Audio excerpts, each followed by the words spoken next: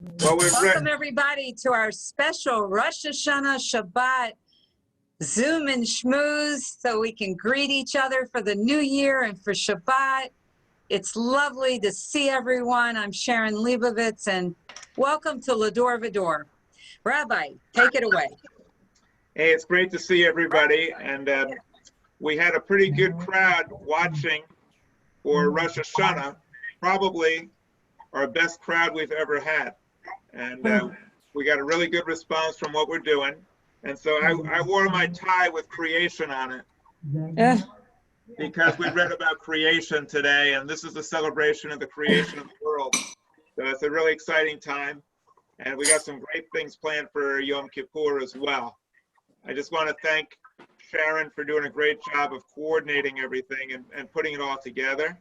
I want to thank Suzanne for doing a wonderful job in getting the word out and helping everyone. She even helped me get on Zoom. For some reason, I had some trouble getting on Zoom today. I want to thank Rose and Andy for doing a great job with the music. And we have a lot of good support. And I think what we're doing now for the high holidays is just an indication of what we can do in the future. We don't have a building at the moment, but we are building something even better. We're building a beautiful congregation, some really wonderful technology to help us with the services. And when the pandemic passes over, we'll be back in a building again and we'll give everybody a hug. But for now, we can still exchange a hug, but it's a virtual hug. HUG stands for Humanity's Unending Goodness. So we're sharing a virtual hug. Portobello restaurant. I just want to say one other thing before we get to, I know we're going to do a tribute to Ruth Bader Ginsburg, so maybe we'll do that. I'll let Sharon do her thing, and then there's some thoughts I'd like to share with you afterwards once other people get a chance to speak. So go ahead, Sharon, take it away. Okay, so I'd like to, if everybody could just mute yourselves for now, we'd appreciate it. Rose, I'd like you to sing Shabbat Shalom for us. So give me a second, let me get you on screen. Rose, take it away. Shabbat Shalom, Shabbat Shalom, Shabbat, Shabbat, Shabbat, Shabbat Shalom, Shabbat Shalom, Shabbat Shalom, Shabbat, Shabbat, Shabbat, Shabbat Shalom. of the service. I asked Dan, they need to mute themselves. They're not. Shabbat Shalom, Shabbat Shalom, watched all the Shabbat service. Shalom, Shabbat, Shabbat, Shabbat, Shabbat Shalom. Thank you, Rose. Yom Thank Tov. you. Let me find Andy. I need to find Andy. Andy's going to sing for us. So, Andy. Okay, so we're gonna welcome the new year with blessing as we bless the source of light and life. So we are blessed. As we bless the source of light, so we are blessed. As we bless the source of life, so we are blessed. And the blessing gives us strength and makes our visions clear. And the blessing gives us peace and the courage to dare. As we bless the source of life, so we are blessed. As we bless the source of light, so we are blessed. Thank you, Andy and Rose and Rabbi. So now I'd like to, we have something special that we'd like to do today. I'd first like everybody to be able to say hi. Unfortunately, Ruth Bader Ginsburg passed yesterday, and we're going to do a tribute and an honor and a remembrance of her. We have a beautiful video that I pulled down from the internet this morning, a little over 10 minutes, and I hope you'll watch it with me. A very moving tribute to a beautiful and wonderful and inspiring woman. But first, I'd like you all, if you'd like to share a Lashana Tova. I've muted you, but you can unmute yourselves. So if everybody at once wants to say Lashana Tova, good Shabbos, Shabbat Shalom. We are so pleased to have all of you together with us and to share Shabbat and the new year together. Hello to Eleanor and Howard and Carol and Susan Schultz and Rosalie and Stacy. Welcome back from Pennsylvania, and Larry and Marilyn and Francine and Israel Jamuter and Sheila. Anybody wants to say anything, go right ahead and raise your hand and say a word or two to all of us. Lashana Dan? Tova to everybody. Oh, yes, Anita. Shana Tova to you too. Suzanne, go ahead. Lashana Tova, everyone. Happy New Year. Hope you all have a happy and healthy New Year. Thank you, Suzanne. Va-Dor. I think Irene, Stace, somebody had their hand up over there. I'm not sure not. who was that. I'm sorry. Wendy, did you have your hand raised? Yeah, they're just having conversation. This isn't when we say how much we enjoy the service. This isn't when we say how much we enjoyed the service. You can, sure. I found it absolutely wonderful today. I mean, you guys always go through a lot of trouble, but what you had to do for today, between having it looked exactly like a sanctuary, only, you know, because there was one person in each place. And I'm on the gallery view, I think, but I'm not seeing Rose, but Rose is there, right? Yeah, she is. She's waving to you. Okay. I guess she's on the second page. I wanted to tell her how incredible her singing was. Where are you, Rose? She's right how there. Incredible She's hearing you. Your singing. Okay. And the way you did it, normally it's beautiful, but you really did it with the Rosh Hashanah cantorial. And everybody's voice, you know, certain days you never know, is your voice going to carry? Are you not as well one week or the other? All three of you, the rabbi, Rose, and Andy, all of you, your voices were just gorgeous. And Andy, what you were wearing was beautiful. Anyway, I thought it was just wonderful. I really did. So Thank you, Wendy. And thank you all for all your hard work. I know how much work it must have been, and it was incredible. Thank you very much. Thank you. Who else would like to say something? All right. Let's see if there's anybody on the second page that wants to say anything. Anybody else? Okay. Well, I'd like to change it over to do a tribute to Ruth Bader Ginsburg. Rabbi, do you want to say something first or after the video? You're muted, Rabbi. Yeah, I'll speak after the video a little bit about it. Very good. All right. So everybody, oh, Andy, go ahead. I know Rabbi has more than one word, but I want to mention one word in describing Ruth Bader Ginsburg as the standard for a public servant, which is what she has been. And the word is selfless. I want you to use that word as a criterion for many of those people who are in public arena. If they don't meet that criteria, we have to be circumspectful about whether they deserve their role or not. So I'll repeat that word, selfless. Rabbi, I yield the floor. All right, so I'm going to share my screen, and you're going to see a absolutely wonderful video honoring this wonderful and amazing, amazing woman.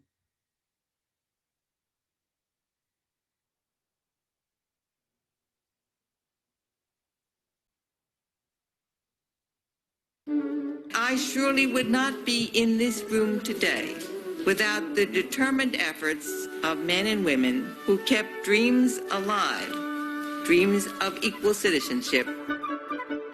Ruth Bader Ginsburg was the Supreme Court's feminist icon.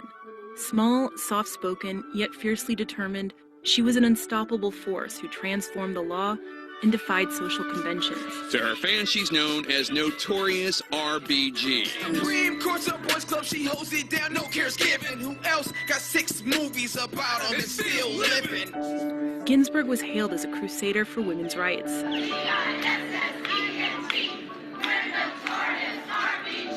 But her legal legacy was even more sweeping. The project she brought to the Supreme Court, first as a leading women's rights lawyer of her day, and then as a justice for all those years, I actually think has been kind of misunderstood. She had a really radical project to erase the functional difference between men and women in society. She wanted to make it clear that there should be no such thing as women's work. Good morning, Mr. Chief Justice, and may it please. Of course. In fact, in many of the landmark... I just want to wish you both a Happy New Year. Yes, come for the ACLU, her clients were often men. Okay. One key case involved a man from New Jersey whose wife died during childbirth. Stephen Weisenfeld's case concerns the entitlement. He wanted to work less and stay home with his son, but found out only widows, not widowers, were eligible for Social Security payments. Ruth Ginsburg went to court on his behalf and said that law, that distinction between mothers and fathers, incorporates a stereotyped assumption of what women do and what men do in the family and is unconstitutional. Laws of this quality help to keep women not on a pedestal, but in a cage. She won. And that was the kind of case that she brought, and it was really very significant in the march toward the court establishing a jurisprudence of sex equality. What inspired Ginsburg to take on such a bold project? And there was no sign of any. Carol, would you please? Ruth Bader Ginsburg grew up in Brooklyn in a lower middle class family. When she was in high school, she was a twirler, you know, a cheerleader with a baton. She was known as Kiki Bader, and she played a very traditional female role in her high school. Ginsburg's mother, who'd been a star student until she was forced to drop out of school to put her brother through college, had big ambitions for her daughter. But the day before Ruth's high school graduation, her mother died of cancer. It was that shattering loss, Ginsburg said many years later, that instilled in her the determination to live a life her mother could have only dreamed about. I pray that I may be all that she would have been had she lived in an age when women could aspire and achieve, and daughters are cherished as much as sons. The other pivotal turn in Ginsburg's path came during college. She earned a scholarship to Cornell, where she met a jovial sophomore who became the love of her life. He was the first boy I ever knew who cared that I had a brain. Theirs was not a typical 1950s marriage, but an equal partnership. Her husband, Marty, was a fabulous cook, and she was a terrible cook, and Marty did all the cooking.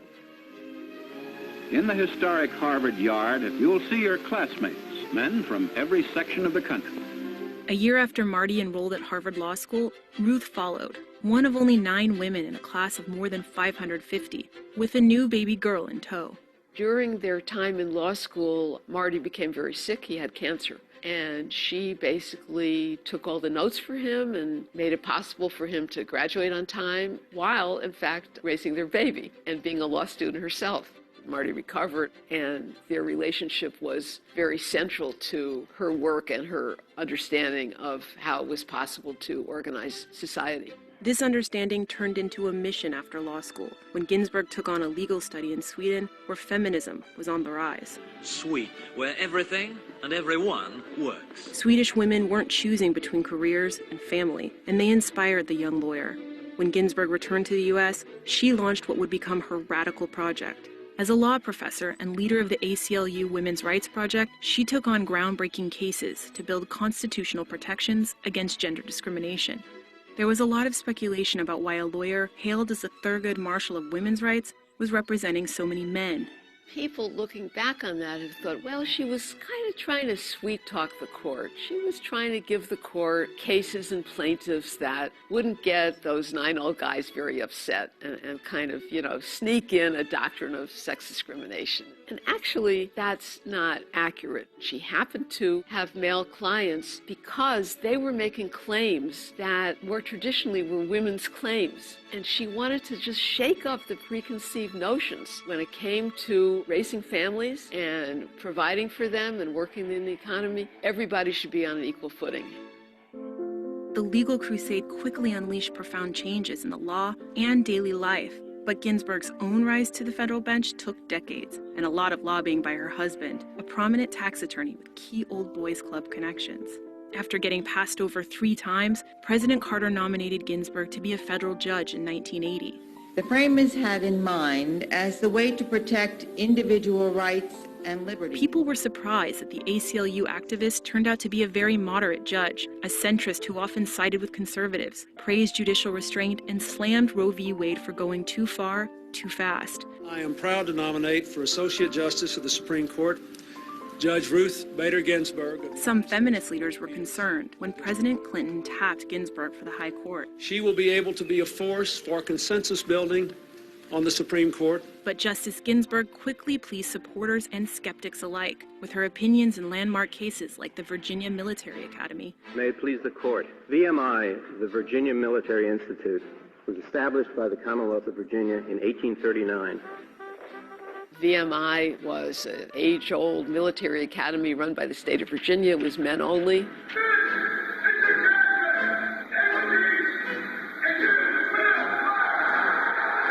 It emphasizes competition. It emphasizes standing up to stress. It emphasizes the development of strong character in the face of adversity. The question was, did it violate the Constitution to bar women from this school that was entree into the political establishment of the state of Virginia? Justice Ginsburg believed that omitting women was a constitutional violation, and she ultimately convinced all but one justice, Scalia, to take her position. The opinion of the Court of the United States against Virginia will be announced by Justice Ginsburg. State actors may not close entrance gates based on fixed notions concerning the roles and abilities of males and females. So women will now be walking on the campus at the Virginia Military Institute. I think she would say it was the case she was happiest about in her tenure on the court. VMI superintendent promises that female cadets will be treated the same as male cadets. She used an analysis that increased the level of scrutiny that courts in the future have to give to claims of sex discrimination. I think she found that an extremely satisfying outcome. Ginsburg's opinions helped solidify the constitutional protections she'd fought so hard to establish decades earlier, and her grit helped keep her on the bench through colon cancer, pancreatic cancer, and the death of her beloved partner. Justice Ginsburg, even though her husband died yesterday after a battle with cancer, was on the bench. Ginsburg battled on through it all, unrelentingly tough, but still a consensus builder. She famously forged friendships with right-leaning justices, including Justice Scalia. You know what's not to like, except her views of the law, of course. Their shared love for opera actually inspired a composer to write a new one about them. We are different.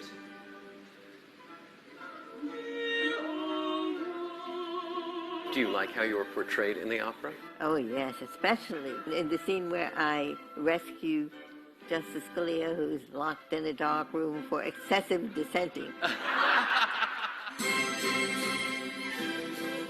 But in her later years, as the court moved to the right, Ginsburg grew bolder in her dissents. She was not in a position to control the outcome of events, but she was in a position to stake her claim for what the outcome should have been. And she was very strategic and very powerful in using that opportunity.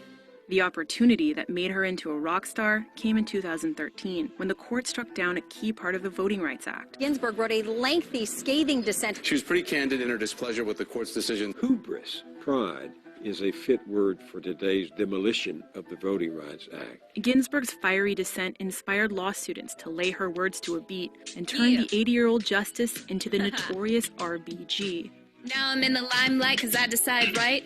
Quarters move right, but my dissents get sights. Suddenly, Ginsburg went viral. Children's books to bumper stickers, Halloween costumes to a Hollywood biopic. What did you say your name was? Ruth Bader Ginsburg. Even her fitness trainer was a sensation. Justice is blind, but you know man meat when you see it. When asked about retirement plans, Ginsburg balked. There was a senator who announced with great glee that I was going to be dead within 6 months. That senator, whose name I've forgotten, is now himself dead.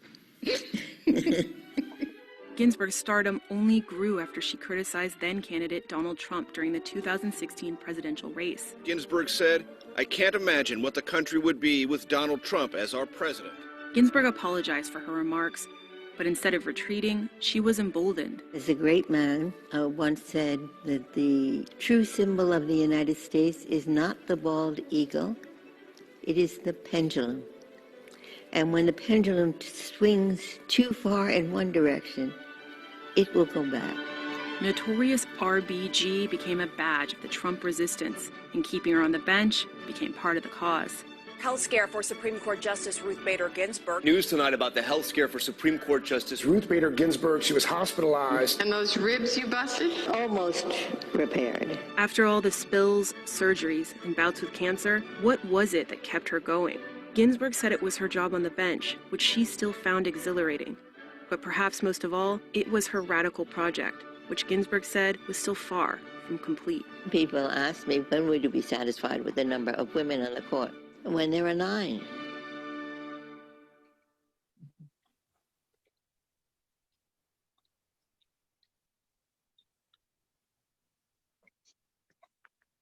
Well, Rabbi? Yeah, Andy started out with one word to describe Ruth Bader Ginsburg. I'd like to offer one word. I'd say chutzpah is the word that I think she demonstrated throughout her life. She had chutzpah when she approached the Supreme Court and dared to suggest that women and men should be treated equally. And she took on radical causes. She didn't water things down. She was very outspoken. And I think people often forget she was also not just a woman on the court, she was Jewish. And she had this Jewish neshama of someone who spoke the truth and thought that it was necessary to not water things down, but speak up. And sometimes you get beaten down, sometimes you lose, but she understood how important it is to speak the truth. And that's why she's a great hero of mine. I take on a lot of cases also in court. I'm right now representing the teachers who don't want to go back on Monday because it's very dangerous. And I take on those kind of causes. And we need people like her. And she's a great role model, a great example of the best in Judaism, of standing up for what's right.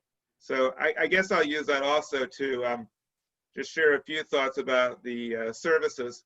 I know that some people don't like or take offense if a rabbi mentions something about what's going on in the world and talks about what leaders are doing. I learned from my dad. So, I mean, my approach to being a rabbi really is informed in large measure by my dad. My dad wasn't political. He didn't say bad things about one party and good things about another party. He said things that needed to be said, just like Ruth Bader Ginsburg when she mentioned something about the president. If the president or the Congress was doing something wrong, he didn't care what party it was. It might be a Democrat, it might be a Republican, but he understood the role of a rabbi to speak out on issues. And once in a while, if somebody's really doing things that are very beyond the pale, to speak out about that. This is part of the Jewish tradition. Many people don't understand what Judaism is really all about. Judaism is not a country club. It's not a social club where you exchange pleasantries. Judaism is hard-hitting. When Moses went to Pharaoh, he didn't say, could you cut back the hours a little bit on the slaves or give them a day off? He didn't say to whom it may concern. He was in the face of people who were doing wrong. And Jews ever since have done that. And so did Martin Luther King. And I'll be speaking about this also on Yom Kippur. But the idea that a rabbi should be silent about things that matter, this is alien to my understanding of Judaism. And so to those people who aren't used to it or experience a different type of Judaism, I understand that not everybody agrees on what the role of the rabbi is. My role, as I understand it, I do the best I can. And I got it from my dad, I got it from Heschel, I got it from the prophets of old who are relentless in speaking out against the kings. And I get this from my understanding of what Judaism is all about. And I hope that Va-Dor will always be a place where we can speak the truth, not criticizing one party or the other. But if there's people in power who are doing things that we find against the Jewish ideals, I think it's very important that we speak up. And once in a while, people do things that are just so far beyond what is appropriate that the failure to speak up is itself a moral lapse. So if people are a little upset about that, just understand that this is what I understand to be my role. And I'm very interested in hearing what other people have to say also. And that's why we have the Schmooze, so we can do a little give and take. But I do want to thank the people that I worked with Sharon and with Rose and with Andy and Jennifer. I think we put together a beautiful service thanks to their efforts. And we're going to keep doing this. And we're going to get better and better in the future. But I would be very interested in hearing what other people have to say about my remarks, about the service, or anything else. All right, so you can, I muted you while before we did the movie. If you'd like to unmute and comment on the video, comment on the service, wish everybody Lashana Tova, Shabbat Shalom. Wendy, go ahead, Wendy. Well, I don't know if the rabbi had heard me, if he was listening when I had said about, did you hear how pleased I was with everything that you did today? Yes, I thank you. Thank you very much. Okay. Real I wondered quick, something about last night's. Wendy, we're having trouble with your audio. Something else. I wondered something about, and I've been doing all kinds of things. Can you hear me now? Yes. It's going on and off though. Okay. With last night's service, when they were singing a Hebrew song, but we saw people from all different nations, like Africans dancing African dances. Wendy, that was "We Are Loved" by Rabbi. That was Rabbi Yaakov. So in other words, these weren't Jews in different parts of the world. It was taking a video of all kinds of people so that people should get along. Right, absolutely. Okay. Absolutely.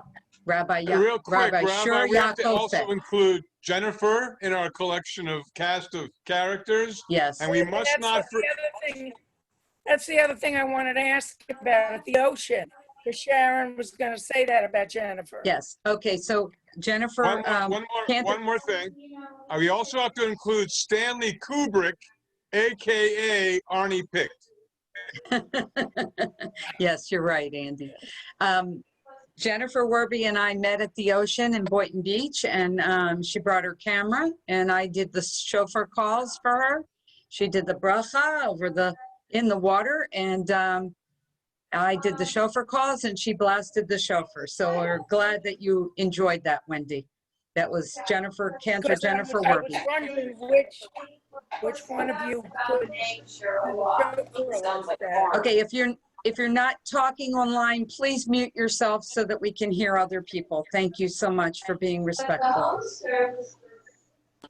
Hi, this is Dan. I'm sorry, Dan? Hi, this is Dan Blitz. I'm Anita Blitz's son. Hi. Calling in from, or zooming in from Maryland. My wife and I are here. We're going to have a nice small family gathering. I just wanted to wish you, the congregation, and the rabbi Shana Tova. I did want to say that I agree with you, Rabbi, about the hard-hitting nature of our religion and spirituality, and the importance that we get these issues out in the open. Of course, I believe that even if 99.9999% of the congregation shares a political persuasion, that it's always really important to try to keep the direct challenge of politics out of it, but everything else is fair game. I heard a very good sermon this morning that linked tzedakah to justice, and I thought that was just really poignant, and would love to hear your comments about how tzedakah and justice are linked. Well, thanks. I also want to share my accolades for Jennifer. Didn't mean to leave her out. I really enjoy working with Jennifer. She shares our philosophy. She's very good at creating videos. She did some singing with the Yesterday of Yore, which I thought was really great. She's a pleasure to work with. And Andy also shares the philosophy, so it's great. As far as tzedek and tzedakah, tzedek means righteousness. Tzedakah means charity. And both of these are very important. Judaism stresses emet vatzedek, which is truth and righteousness. And you can't have one without the other. You have to be willing to speak the truth, and we have to be all about righteousness. And sometimes to be righteous means to take a stand like John Lewis did, and to get into a little bit of good trouble. So these are very, very important themes at this time. And as far as political goes, I don't challenge one part or the other. I have a lot of things to say about what liberals and Democrats are doing, what Republicans are doing, but my job is just to speak out about issues. And I don't really care whether it's what party somebody belongs to. If somebody's doing something that goes against the very grain of everything that Jews stand for, if they're treating immigrants poorly, if they're not treating the poor the right way, if they're allowing guns to run rampant, if they're destroying the planet, these are things that have to be spoken out about, and we have to discuss who's doing it, who's responsible, and what we can do about it. These are moral imperatives, and especially what's going on with the planet. We have to speak out, and we can't hesitate about this. This is serious, and I will be speaking out on Yom Kippur also. But thank you for your comments. I know I saw a few other hands. If you could raise them again so I can call on you and you can unmute yourselves. Hi, Carol and Jerry. Hi, Doris. Hi, Helene. Hi, everybody. Who would like to speak? Oh, Sandy Fisher. Hi, welcome. Welcome. Sandy's one of our newest members, everybody. Welcome back, Sandy. It's good to see you. Really good to see you. I thoroughly enjoyed the services this morning. They were magnificent. I think they were just magnificent. Everything was just so, so beautiful. Rabbi Barry, I enjoyed everything you said. I don't know where to begin on how wonderful and how much I enjoyed it. And as far as you speaking about topics, I feel we do need you as a leader to speak up for people who need help speaking up, and what's going on with the planet and what's going on with government is very frightening and very scary. And I'm happy to hear that you'll be representing the teachers who don't want to go back to work. And I'm just, I always look forward to listening and hearing and seeing you guys. And I thank you very much for a wonderful, I listened last night and I'll be listening tomorrow. Thank you very much. Thank you. Thanks for your Thank you, beautiful Sandy. comments. Welcome back. Thank you very much. Thanks. Thank you. Thanks. Who else would like to speak? Go ahead, Red Zev. Just unmute yourself, you and Linda. So you're on. Shana Tova. Shana Tova. Shana Tova. Barry, I've been watching the pieces of this puzzle come together for the last 20 or 30 years. And what I wanted to tell you is I heard your messages. It is Schmooze thing. And I wanted to say that I am happy that all of the pieces have come together and that Rabbi Barry Silver has a distinctive voice. It's sometimes rabbis spend a lifetime trying to find their voice. Sometimes they never do. You, I am glad to say, have found a voice that is uniquely yours. And I want to encourage you to continue to be a teacher and preacher in Israel with that voice and let it take you where you need to go. Shana Tova. Thank you, Shana Tova, to you and Linda. Rev Zev, thank you for your comments to Rabbi. I just want to comment to Rev Zev. Rev Zev is an inspiration to me because he has that voice also and speaks his mind. And it's great to have you and Linda on. I appreciate it. And I appreciate the dog barking in the background because we need to also look after the rights of animals and treat animals a lot better. So I think when you were speaking, the dog barked out saying, yes, we want to be heard also. We want to have a voice. So thank you very much for your kind comments, Rev Zev. I just want to add on to that if I can. Sure. I wanted to say how much I enjoyed everything, and also I enjoyed all the music, Rose and Andy. And I appreciate all the work that Arnie did, and you, Sharon, and Suzanne. Thank you. Everyone that was involved. Thank you so much. And of course, Barry. Thank you. Thank you. Anybody else would like to speak? Just raise your hand and unmute yourself. Brand, I just wanted to say how much I enjoyed this morning's service and also the tribute to Ruth Bader Ginsburg. So, Thank you, Sandy. Thank you very much. Yes, she'll be a person that will be mourned greatly and missed greatly in our country and the world. Thank you. Thank you for your kind words. Who else has their hand raised? Susan Schultz, you wanted to say something or no? Unmute yourself. Yeah, I can. I took 5 pages of notes from what you said, Rabbi Silver, and there's so much to share. And I'm actually going to, after this, I'm going in my office. I never do that on Saturdays, but I promised somebody the service and somehow it didn't get to them. So I'm going to go into my office and see whether that happens. But it's beyond inspiring. 5 pages of notes that I'm going to share with people and live my life in a different way as a result of your wisdom. So I thank you for that. Wow, Susan, that's amazing. Susan, you can share that they can see it. Susan, you can share our link, www.ldorvador.org, with your friends and neighbors that can't get onto our service, so you don't have to send the actual link. But if you right, yeah, that's what I'm going to do and make it easy. And actually, maybe what you can have is an easier link so people can just send that. I don't know. I'm going to see what happened. I'm working off of different devices: a desktop, a tablet, a phone. You know, so okay. But anyway, much appreciation. Susan, thank you very much. I'm glad you're listening and paying attention. I love the background behind you. There's some beautiful foliage back there. And, it's my backyard. That's beautiful. That's really good.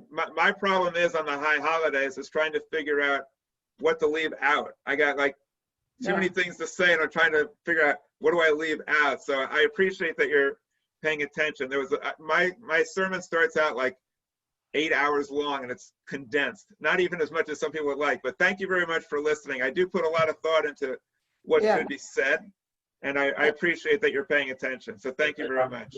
And from my perspective, you know, maybe you and I can just talk. I can give you just from my perspective, because I've only seen it once. And when you see it 10 times, you get blinded, you know, by it, but it's perfect. Thank you. Thank you very much. That's nice comments, Susan.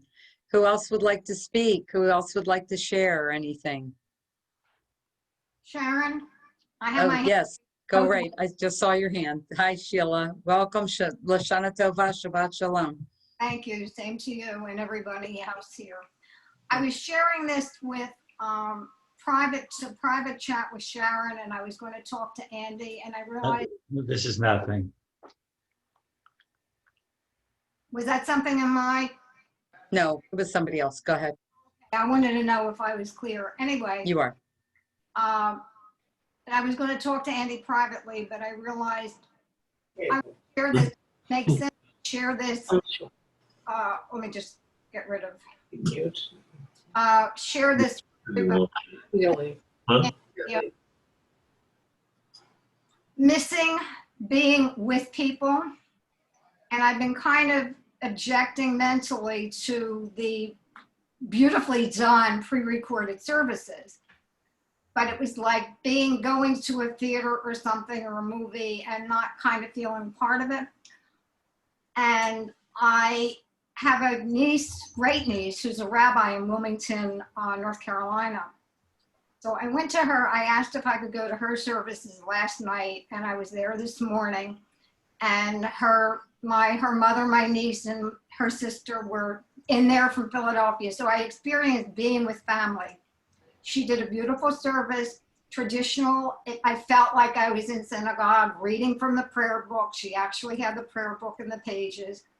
And then afterwards, I was listening to Rabbi Barry's, then I watched last night's service after, and I was almost going to resist watching it all together. And a friend of mine I had referred to watch it, and she was telling me how great Barry was and Andy and reminding me of that.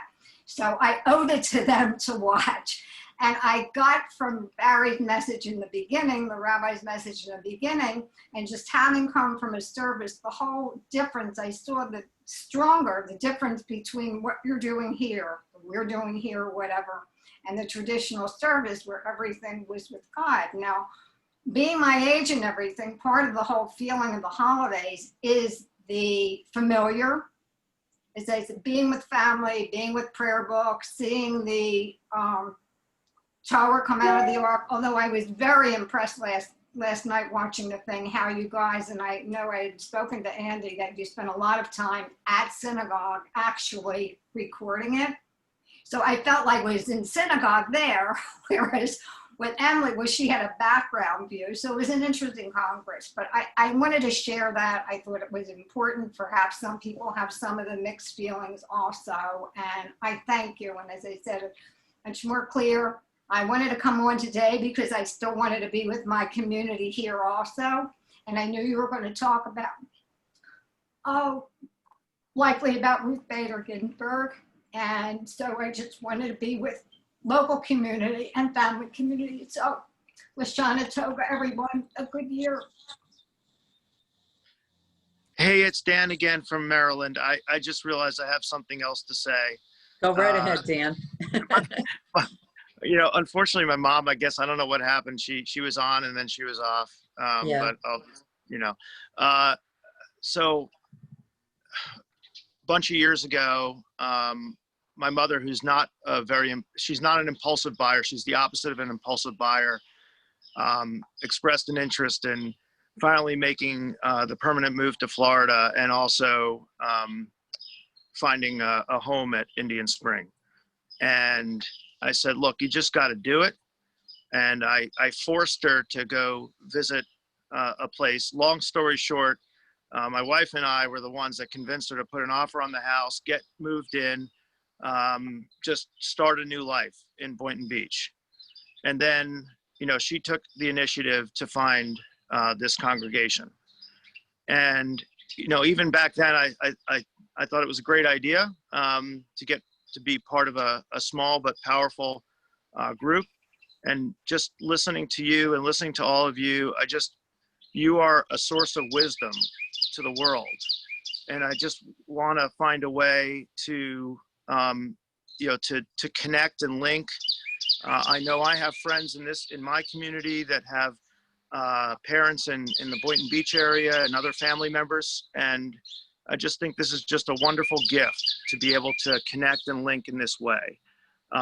We have some horrors in the world and some things that are really compromising our way of life, but at the same time, we have gifts like this, and it's just a beautiful thing. And I just enjoy every moment listening and hearing all of you and the congregation be such a great group. So thank you.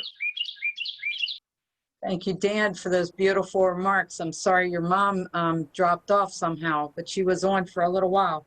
Thank you for those kind remarks. Rabbi, you have something to say about that? Yeah, well, thank you very much, Dan. I agree with you. We have a unique perspective, and it's a rational, social action-based approach where we are inclusive with trying to bring all the groups together and speak out about what's going on in the world. And I'm hoping that it'll be shared. I appreciate what you're saying, because if this message was shared with a lot of other people, we could have a real impact.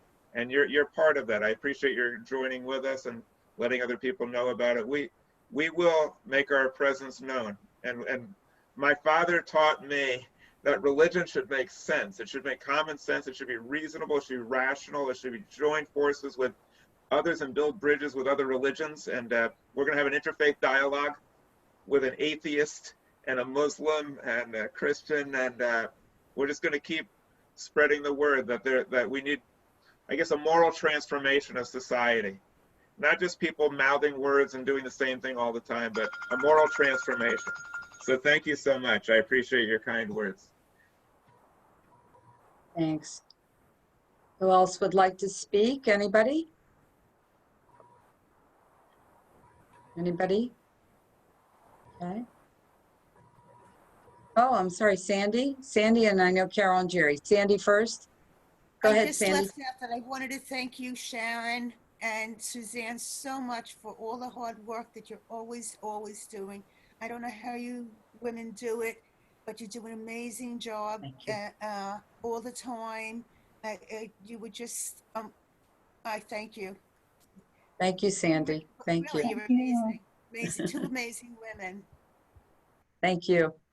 Thank you for that compliment. Thank you, Sheila, for that little heart. That's beautiful. Thank you.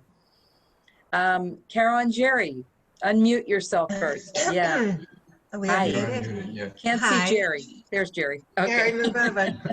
Shana Tova, Sharon. Sharon, Shana Rabbi, Tova, Shabbat Shalom. a healthy new year. We should all be together next year in Amen. good health. I do have a question for Rabbi. We spent an evening with two gals that live together on our block. And one of them, we got into a religious discussion somewhat.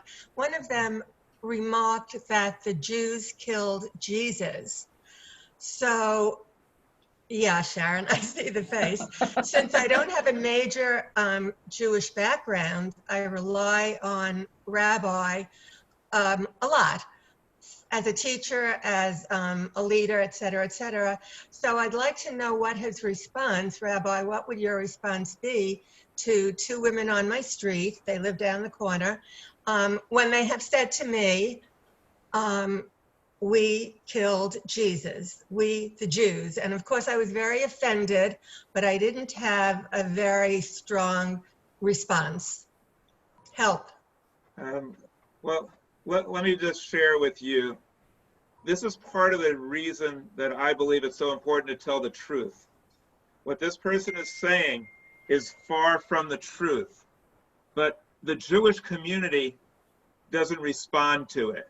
The Jewish community, we don't protect our own reputation. In the Holocaust, when people were being slaughtered, victims who survived said, we were told that this is what you get for killing Jesus. This is not just some innocuous statement that somebody's making. This has real consequences. It's the reason why Jews have been killed for 2,000 years. And still the Jewish community doesn't speak up. And even to redeem the name and the reputation of those who perished in the Holocaust, in the Inquisition, in the Crusades, we have an obligation to speak up. So let me just share with you briefly, and I've spoken at this at length many times. Let me just share with you briefly. Anyone who says that overlooks the major factor. Jesus was Jewish. They're worshiping a Jew. If God, they believe, had one son, and that one son was Jewish. So instead of focusing on how Jesus died, why don't they mention, and if somebody says that, you should say, by the way, you're praying to a Jew. So before you start slandering Jewish people, you might want to consider you're praying to a Jewish person. And who was Jesus? He was a martyr, a Jewish martyr who stood up to Rome because they wanted to destroy the Jewish religion. He was someone who championed Jewish ideals. He would have no use for anyone who's slandering Jewish people. Now, what did happen to Jesus? Jesus spoke up for Jewish ideals and was crucified by the Romans.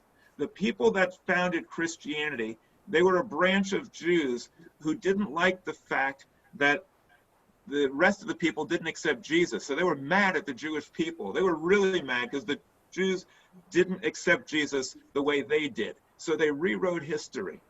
Now, crucifixion is a Roman punishment. Crucifixion is something that the Jews had no ability to do and didn't do.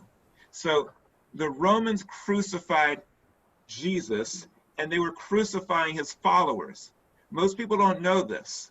The followers of Jesus were being thrown to the lions. They were being crucified and massacred because Jesus really probably was someone who started an uprising against Rome. So they rewrote history and said to the Romans, hey, you got it all wrong. We have nothing against you guys. It just looks bad. I know it says King of the Jews on there. Jesus, he didn't really mean that. He was talking about some other kingdom. He was really your buddy. And Pontius Pilate, who was the Hitler of his day, is now portrayed as a beautiful, wonderful person. And now the blame is shifted. It's the original scapegoat. The blame is now shifted from the Romans to Jews who had absolutely no apparent authority at all. It would be like blaming the Jews for killing Anne Frank. They had no power. They had nothing. The Romans were massacring people by the thousands, including Jesus, if he even lived. And so they're blaming Jewish people for this. By the way, this is important to understand. In the Christian scripture, it says that there was a custom at Passover. And in this custom, the Pontius Pilate releases a prisoner, and he decided to release a prisoner. Somehow, all of a sudden now, it's either Jesus or a guy named Barabbas, who means son of the fathers, who's like a typical Jewish person. He had a choice to release Jesus or Barabbas. And he said, I want to release Barabbas.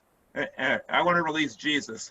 According to Christian scripture, the crowd, the Jewish crowd yelled out, no, crucify Jesus. We don't know how they yelled this at the same time. Somehow it was all orchestrated, but they yelled out, crucify Jesus. Now Pontius Pilate, who was so vicious that he would crucify people from one city to the next if there was an uprising, guilty or not, and was recalled to Rome, who was extremely vicious because he was even too vicious for Rome. Pontius Pilate now in this story is saying, hey, what do you have against Jesus? He seems like a nice fellow. And they yell out again, crucify him, crucify him. And now again, Pilate the third time says, I want to release Jesus. And they said, crucify him, and may his blood be upon us and our children. And that was the excuse for slaughtering Jews for thousands of years. Now, here's the interesting thing. The custom of releasing a person at Passover by Rome never happened. We have detailed history of Rome. It never happened. And if it ever did happen, Pontius Pilate never would have done it. What that means is this entire story, like almost all the rest of Christian scripture, was made up. So your friend is now blaming Jewish people today for a story that is patently absurd. It's clearly made up out of whole cloth. And you will not find one rabbi, not one rabbi, will get up and say, that's a lie. This never happened. I don't know why, but none of them.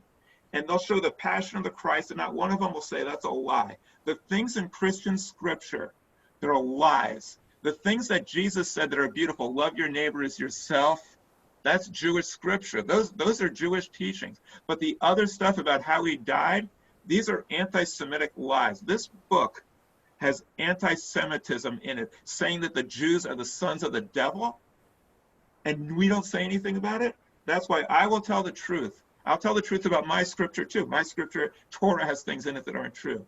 But if we want to get anywhere, if Jews ever want to end anti-Semitism, we need to tell the truth.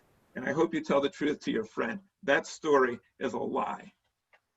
Rabbi, what's going through the minds of two individuals, you know, at that stage of life, even, you know, talking to someone and saying these things, someone that they know is Jewish? I mean, what's going on there? You know, how do you be empathetic? I can explain very easily. I can explain very easily what's going on there. What's going on there is they're being told, it's not their fault. They're being told that the Jewish people are evil because they killed Jesus and they don't accept him. And they're also being told the reason why Jesus didn't come back, Jesus predicted, I will come back within the lifetime of everybody here. It's in Christian scripture, I'm coming back. And then people said, well, why didn't he come back? Do you know why he didn't come back? Do you know what Christians are told by their leaders why he doesn't come back? Because his people rejected him.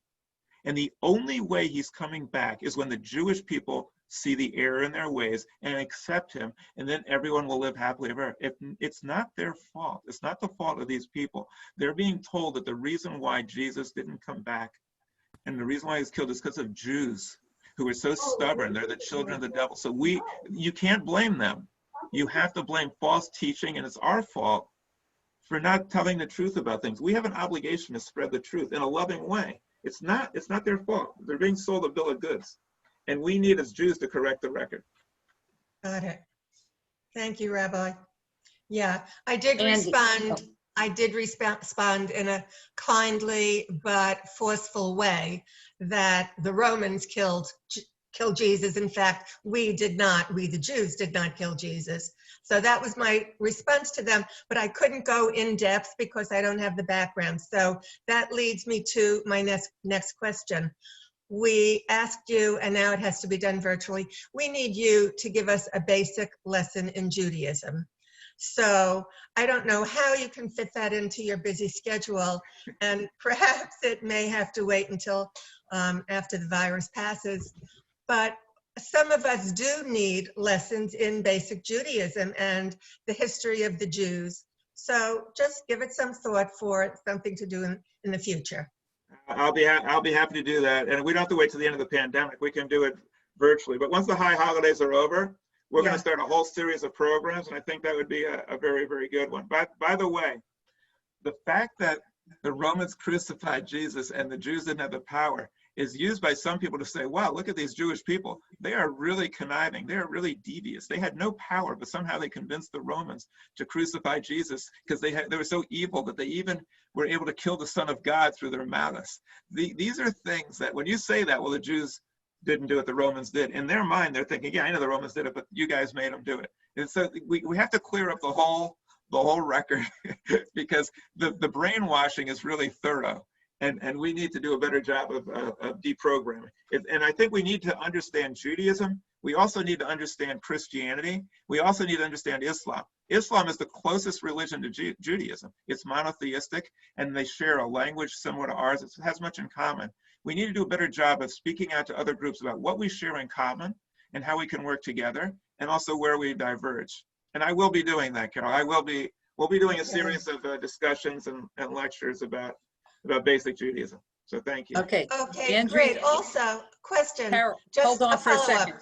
Hold on for a second, Carol. Sure. Andy's had a question for at least 10 minutes For now. sure. Go ahead, Andy. All right, so I want to provide some clarity to your question, Carol, and I agree with a lot of what Rabbi Barrett said, but here's some hardcore facts that'll help you move forward.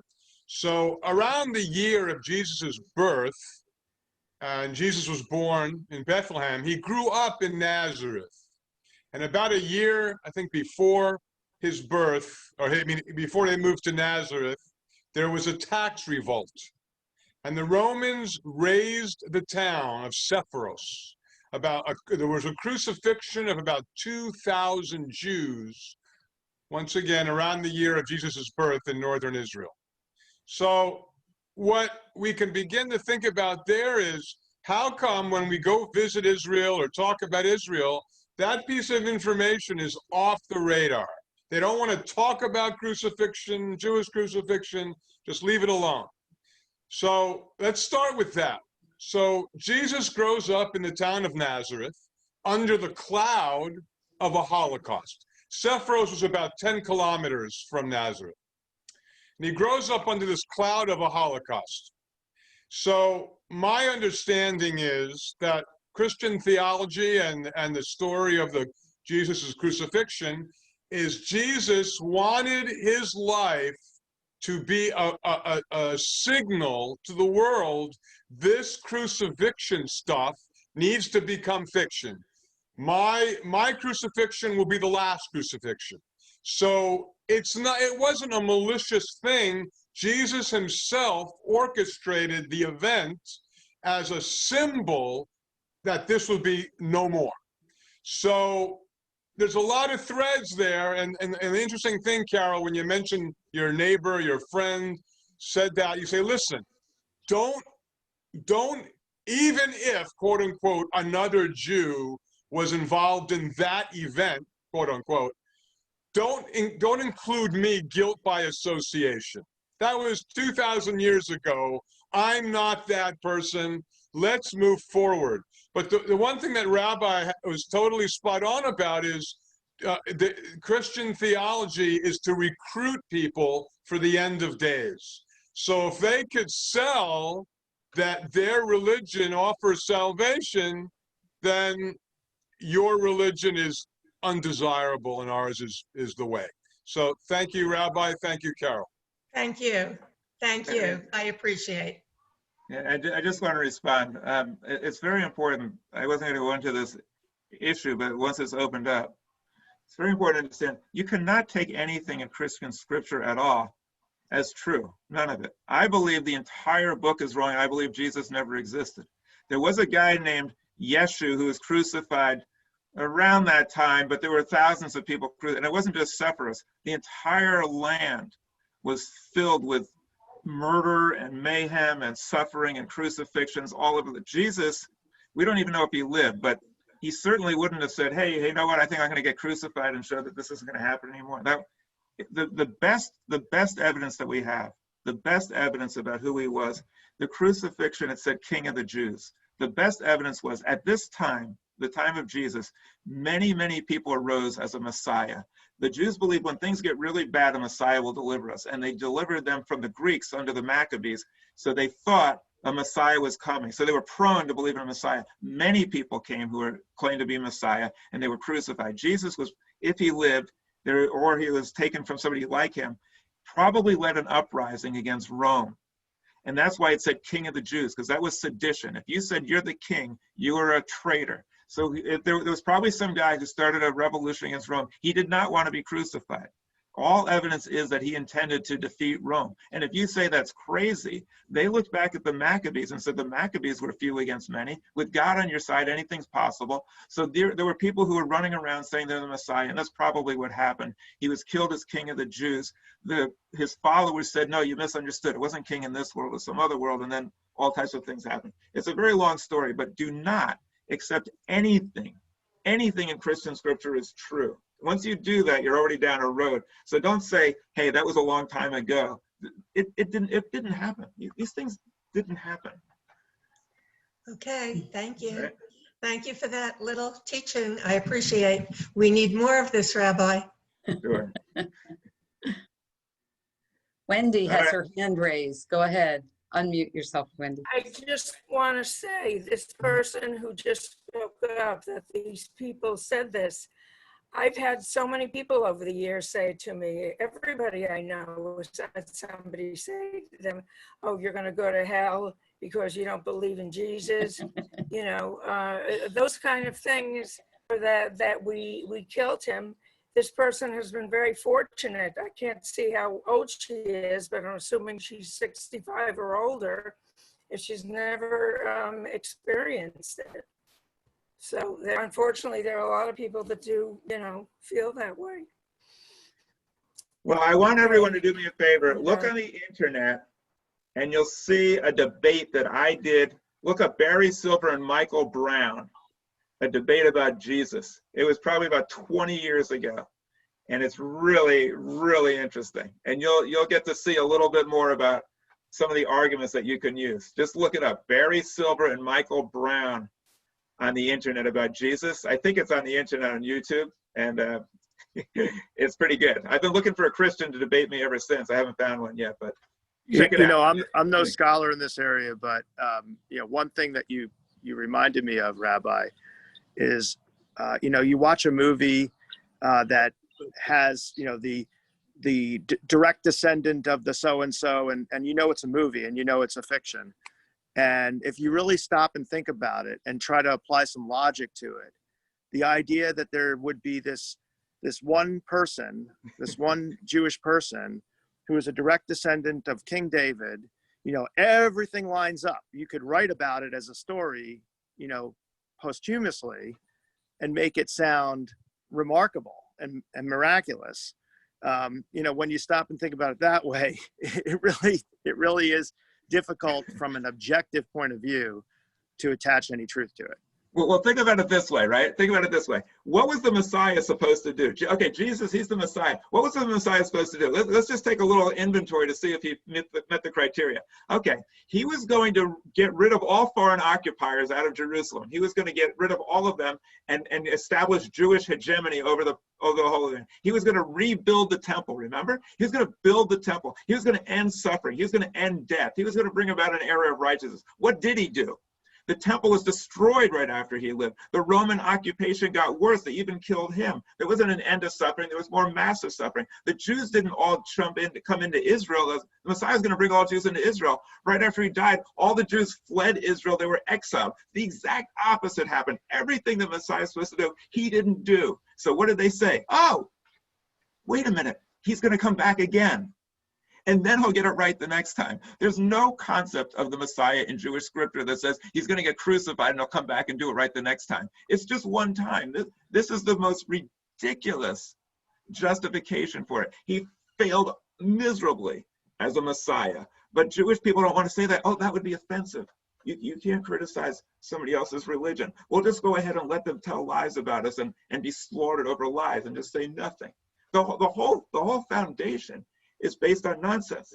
You could go on for hours about all the nonsense in it, but if you want to really understand it, get the Encyclopedia of Biblical Errancy, and it'll show you all like thousands and thousands of inconsistencies and nonsense in it. But the whole idea that somebody could be born in original sin for something they didn't do, and that we're going to be sent to hell, and then somebody else is going to be suffering, not us, somebody else is going to suffer, and that's going to save us from something we didn't even do. The whole concept is so ludicrous, and people are basing their lives on it.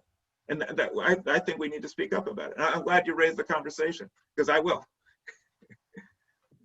Okay, everybody. If nobody has anything more to say, let's wish everybody. Oh, Rabbi Zeb, go ahead, and Linda. Okay. On this very subject, there is a fabulous, fabulous book. It's now available. It's been available in paperback for about 20 years, I guess. But it's called The Passover Plot. I don't know how many of you have read it, but at one time it was on the bestseller list.